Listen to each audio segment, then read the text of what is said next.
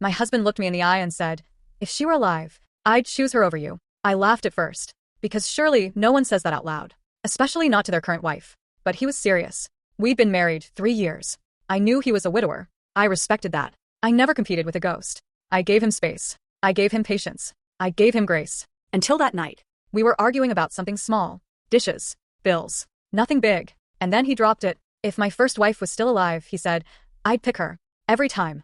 The room went quiet. And suddenly, everything made sense. Why I always came second. Why her photos were still everywhere. Why every disagreement ended with me apologizing. I wasn't his partner. I was his placeholder.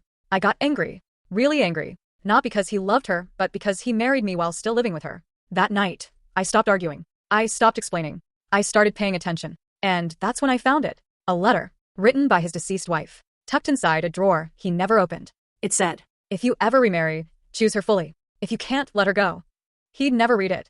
So the next morning, I handed it to him and said, you already chose. Now live with it. I packed my things. I didn't cry. I didn't beg. Because here's the twist. He lost 2 wives that day. One to death. And one to self-respect. Loving the dead doesn't excuse hurting the living.